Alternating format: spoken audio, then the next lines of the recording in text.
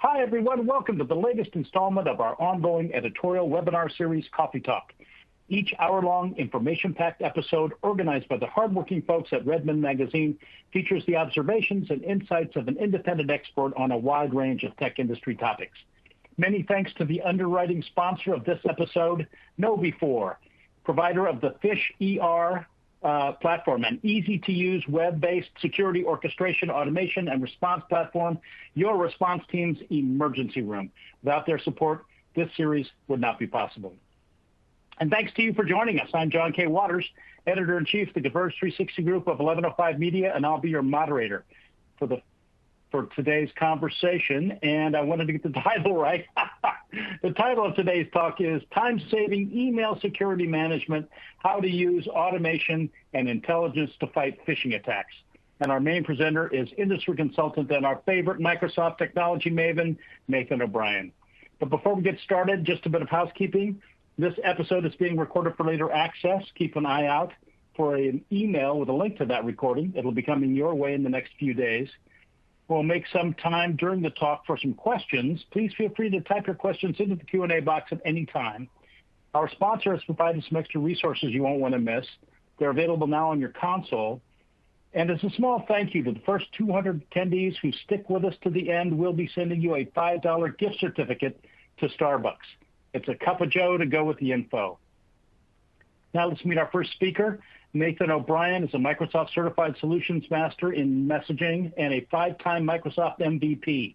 He has worked extensively with Office 365, Exchange, Azure, Active Directory, and other Microsoft technologies, and he actively contributes to the Exchange and Office 365 communities by writing articles for a range of technology websites, not to mention his own must-read blog. You're in for a great session, folks. Take it away, Nathan. Thank you very much, John, and welcome, ladies and gentlemen. Glad we can all join us here today. Talk a little bit about email security.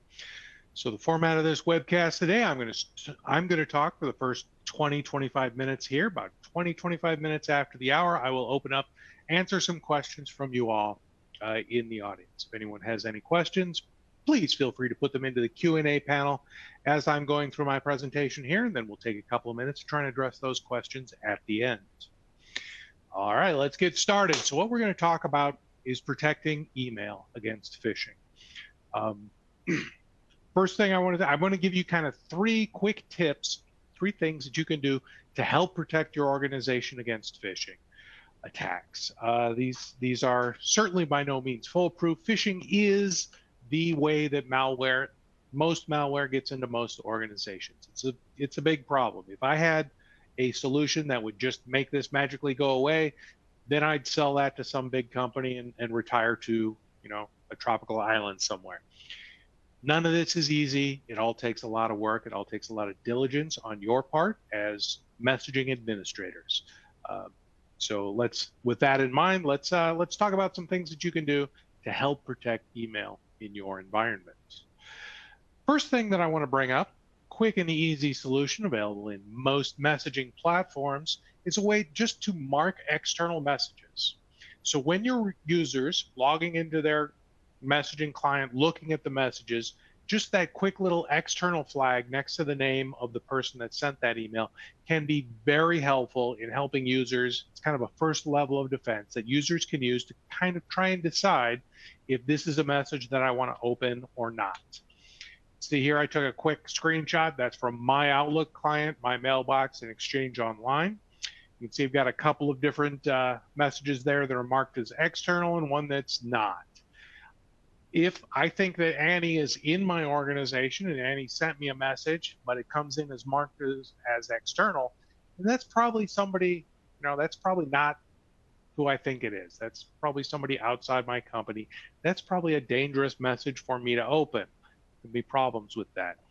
One thing that I do want to tack onto that, though, and that I'll tack on to a lot of these protections that we're talking about here, is that it's pretty easy for users to get used to that. Pretty easy, kind of change blindness, I guess is what you call it. If the users are seeing that external message tag all the time in their messaging client every day when they log in, that's something that's fairly easy for users to ignore. this is why phishing works. We have to be diligent. We can add all the technology on here that we want, but if your users aren't paying attention to it, then it's not going to be that effective. So again, this is a quick, easy tool available in most messaging platforms, certainly available in Exchange Online. Easy to do, a bit of protection that you can help add, but it's not 100% foolproof. All right, next thing I want to talk about real quick is data loss prevention. Talk about this in a little bit more depth than that first one. It's DLP, data loss prevention, is difficult to do. There are a number of different solutions that will help you do this with both your email and other IT systems. And on the face of it, it's relatively simple to explain. DLP is just a system that looks for specific types of data in your email, and then can deal with those emails that have that specific type of data in a number of different ways. So if my company, we send around a bunch of emails that include information about our products, and all those products have specific product numbers. As long as those product numbers are regex expressible, or I can express that with regex, they're consistent, they have consistent rules to the product number, then it's pretty easy for me to put a DLP protection in place that's going to deal with those messages in specific ways. There's a lot of different ways we can deal with those messages. We can encrypt them, we can reroute them from their original destination to somebody for approval before they leave our organization. We can prevent it from leaving the organization. We can kind of mark those for later for auditing so that we know later something's going back through. There's a lot of different actions we can take, and I'm not going to have time to go through all the details of a bunch of different DLP systems here today. But what's important to remember is that these tools are available to us, and there are ways that we can use these to help automate and secure our environments. Again, nothing's foolproof, and whenever I set up a DLP solution for customers, I always tell them this is meant to help honest users comply with your policies. So first of all, you have to have policies. You have to have data classification policies and data handling policies in your organization. Absolutely have to have those. Somebody in charge has to say, this is our data handling policy. This is how we're going to do that. Then you have to make sure that all users know those policies. Make sure that the people who want to follow the rules and do their jobs correctly understand what those policies are. Then adding this sort of protection in there to help the honest users remember that they shouldn't be sending out an email with 1,000 social security numbers in it, or they shouldn't be sending an email unencrypted that includes credit card numbers, that sort of thing. That's what this is for. This is it's really not, there are ways around this sort of thing. If somebody wants to steal credit card numbers from your company, they're probably not going to put them in an email and send them through your DLP system and have that. They're going to do that differently. So again, this isn't a super security vault that's going to solve all your problems. DLP systems are meant to help honest users adhere to your policies. All right, we're about close to 10 minutes into here, and kind of the last thing I want to talk about, and most of the rest of my time here is going to be on encryption. Encrypting is a thing. Encrypting is good. Encryption is great. Can be used to help improve the security of your environment, but it's difficult. I'm shocked at how often that I talk to kind of management people in companies, and they just want to just turn on something that's encrypted and then I'm compliant and it's fine. There's a lot more to encryption than that. This is a difficult topic. There's a lot of different types of encryption, a lot of things that you have to be aware of when you're applying encryption to email or to any other system. So I'm going to kind of talk about that a little bit through the rest of my time here. So some types of encryption that may apply to email here: TLS, transport layer security, web portal. It's, in Office 365, that would be Office 365 message encryption, but there are other vendors that have similar products where your email goes to a web portal and then can be accessed by the recipient in a secure browser situation. S-MIME is a type of encryption that's for an individual user to use, would allow someone to send them encrypted message if handled properly, or would allow them to sign messages so that when that person sends out messages, there's a cryptographic guarantee that that message came from the proper person and wasn't modified in transit anyway. Encryption at rest is kind of encrypting the hard drives in your server, where that data lives when it's not moving around. That can be important as well. IRM, information rights management, is a layer of encryption that can be applied to email messages that will, it's not intended to obscure that data from anyone, but it is intended to kind of enforce how that data can be used. So I can apply IRM to email messages that I send to you that say that you can't take a screenshot of this email. It will, in many cases, it will disable email clients from being able to take screenshots of that message, or you can't forward this message, that sort of thing. Then kind of the last category that, at least that I'm touching on here today, is out-of-band encryption. So I can send you an email, just a regular email that would otherwise be unencrypted, but if I take the text of that email out into a completely out-of-band solution and encrypt it in some way, then put the encrypted text into my email and send you, I can make that 100% secure, completely decryptable by anyone. We can send it to the CIA and they would never be able to decrypt it. That's doable, but that would require very specific procedures between the sender and the recipient to ensure that that's absolutely unencryptable. Can be done, but requires a lot of work. Important to remember when you start talking about setting up encryption is what type of threat that the encryption that you're setting up is meant to protect against. We're going to talk about these different types of encryption in the next couple of slides and kind of the threats that they protect against. Some of these encryptions protect against some types of attacks or some types of information leakage and not others. It's important to understand what type of encryption you're setting up and how that encryption works, what it's protecting against. It's also important to think about backups. If you start encrypting email, how is that email being backed up? What happens if you have to restore email that's been encrypted and then backed up? Are you going, is it usable after that backup process? How does that work? That's super important to think about as you're setting encryption, is that can affect things like backups. How does it affect malware protection? If I'm encrypting email before it goes through my spam filter, my malware protection sort of stuff, then the malware protection can't read that email potentially to do its job on that email. So when you're applying encryption, if done improperly, it can, obfuscate or remove some of those malware or spam protections. And of course, if you're doing encryption, there's encryption keys involved. Who's maintaining those encryption keys for you? Where are those encryption keys kept? Are they kept securely? If you're doing all kinds of cool encryption, but the key isn't secure, then you're wasting your time.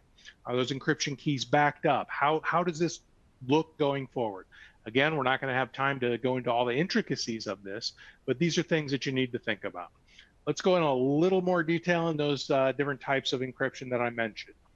TLS, Transport Layer Security. This would be an encryption, a type of encryption that is set up between two messaging environments. So my company sending your company an email, we can set up a TLS connection between those two companies so that anytime anyone from my organization sends an email to anyone from your organization, that email transits the internet encrypted via TLS encryption. Great to use, can be handy, but again, it's very specific and targeted. Setting up TLS is not something that the users are going to need to be aware of, really. They're not really going to think about it. When Joe at my company sends an email to Sally at your company, there's nothing extra for that user to do. It's just through that transportation stack that the email is going out, an encrypted connection is made between the two messaging environments. Nothing for the user to do. Does require a certificate, depending on your mail system, how that's going to work. If you're using Exchange Online, for instance, it's very easy, nothing for you to manage. But if you're building your own servers in your own data center, then you may have to manage the certificates for that. Also, there are a number of different types of TLS. There are versions of TLS. TLS 1.2 is secure if done properly. TLS 1.3 is secure. TLS 1.1, 1.0, these are not good. They're not encryption. It's easily breakable. They're not reliable. Please don't use those. All right, let's move on and talk about the next type of encryption, web portal. So within Office 365, this would be OME, Office 365 message encryption, but there are a number of other solutions that other vendors offer, Ironport, a bunch of other ones that work great. What this is you send an email from your computer, and then at some point before it leaves your organization, it's redirected to whomever it was originally intended to go to, into this portal-based system, where that email is then put in a web browser, and the recipient gets an email with a link to the web browser. So they don't get the contents of the email that you originally sent. They get a different email that directs them to a web portal. They log on to that web portal, and then because that web portal is HTTPS secured, it's an encrypted email exchange. Typically, these sort of solutions allow two-way conversations within that email thread, so that the person who receives your encrypted email can then reply back to you through that portal, remain secure. Works really good. This is pretty easy encryption, but there are also things to think about doing this. Again, how do the messages get from the sender to the portal? If I'm sending from my on-premises servers that I built to a hosted web service somewhere out on the internet, is that message leaving my organization unencrypted and then is only encrypted after it reaches the service provider that I'm using? How does that message path look? Where is it encrypted? Should I be adding a TLS connection, for instance, between my organization and my encryption web portal provider? That sort of thing. And again, how does this affect backups? The person receiving that email on the end doesn't actually receive the email that you sent to them. What they receive, again, is an email message with a link to log into the portal. So they can't back that message up in their system. Is that a compliance issue for your organization or for theirs? These are important things to think about as we implement this sort of encryption. S-MIME. So this is really cool encryption, but also really hard to deal with. S-MIME encryption is going to be for an individual user set up within their client, and it's going to require an individual certificate for that user. So in Outlook, I would need my certificate, and I would set that up on my client on my laptop. If I go in and log on to another laptop, get into my mail from somewhere else, that encryption may not be available from there depending on how it's set up. So S-MIME can be complicated in the setup and maintenance of it, because each individual person does have to maintain their own certificate, and a lot of end users just aren't really prepared to do that. In addition to that, S-MIME, because it's public key encryption, it allows people to send me encrypted email. It does not allow me to send out encrypted email. That's kind of an artifact of the way that public key encryption works. If somebody has a specific question, I'll address it later, but I don't think it's going to be useful to go into that in too much detail here. Just understand that S-MIME encryption allows people to send me encrypted email, but does not allow me to send out encrypted email to other people. Where S-MIME is useful for the individual user is you can sign messages with it. So I can send out messages that are signed with S-MIME. That's not going to protect the data that's in that message. It's not going to keep anyone from reading that message. But what it does is it verifies cryptographically that that message came from me, and that message wasn't modified in transport. So certainly for legal reasons, if I'm sending an email to, I'm sending an email to somebody and there may be a legal dispute over whether I sent that email or what the contents of that email were, S-MIME can protect me to ensure that the message that you receive is actually from me and actually contains the information that I put into it when it was signed. Useful, but it's a different type of encryption. And again, we have to consider that. IRM, last type of encryption that I'm going to highlight and bring up here is information rights management. Again, this is a type of encryption that's not intended to obscure the contents of the message, but it is intended to enforce policies on how that message should be handled. So I can use IRM to send you an email and then disable your ability to take screenshots of that message. That's, again, not 100% foolproof. I have my cell phone here on my desk. If I want to take a picture of the screen, it's essentially the same as taking a screenshot. So it's not completely foolproof. Again, this is more for helping honest users follow your policies, not really meant as a protection that's going to keep bad people from doing bad things. Can be circumvented. All right. Then the last thing I want to talk about before I open this all up to questions is training. The stuff that I've talked about over the last 20 minutes or so is all good. It's all helpful. You can all use this to help secure your environments, but none of it does any good if your end users don't know how to use it, don't know how to use it properly, and don't know what the proper data handling classification policies are in your organization.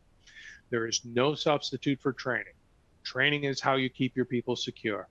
Added on security to help them follow the training, to help them supplement what they should be doing right, to remind them to do the right thing is great, but nothing is going to, if one of your users can do dumb things, that's why phishing works, because sometimes people don't pay attention to what they're doing.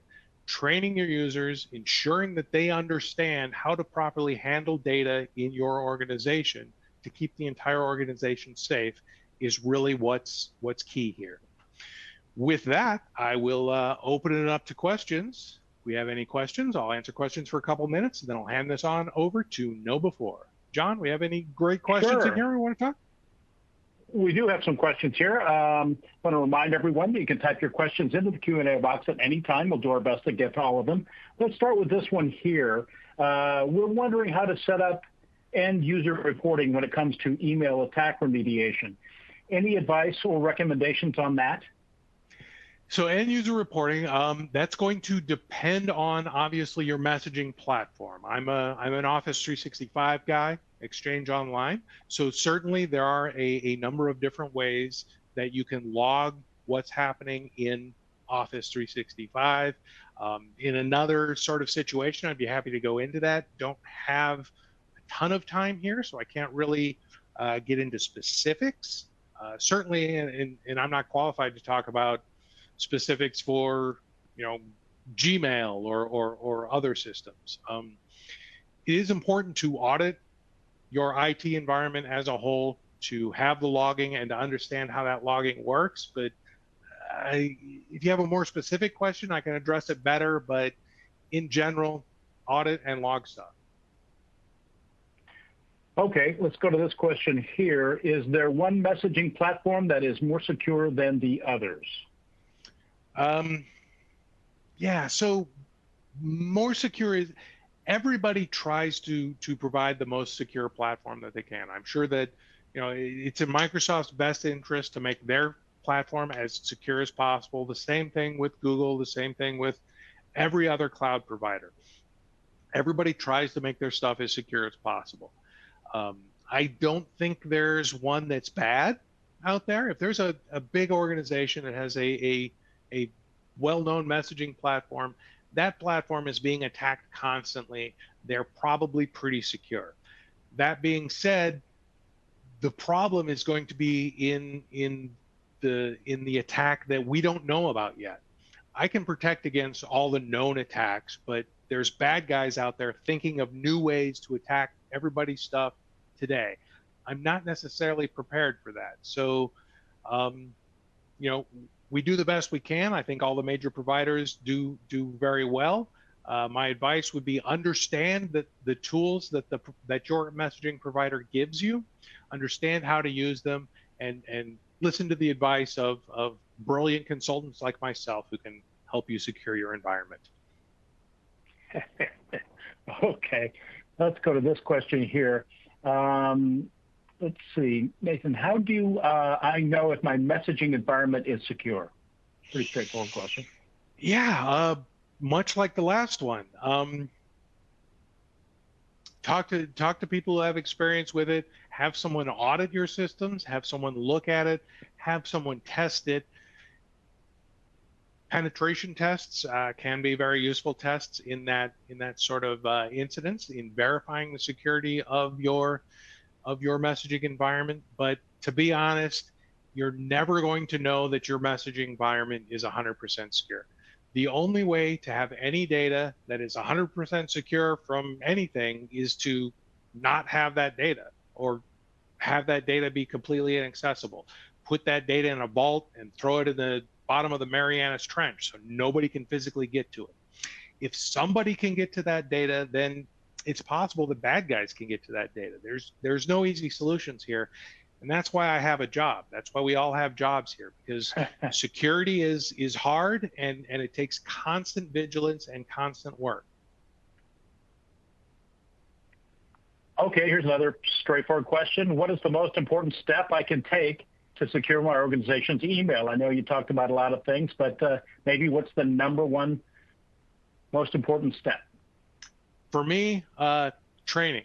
Train your users. Help your users understand what they should be doing, what they shouldn't be doing.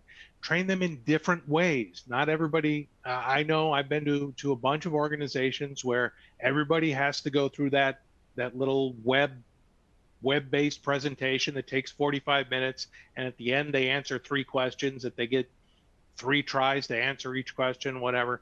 That's fine, that's good, that's not enough.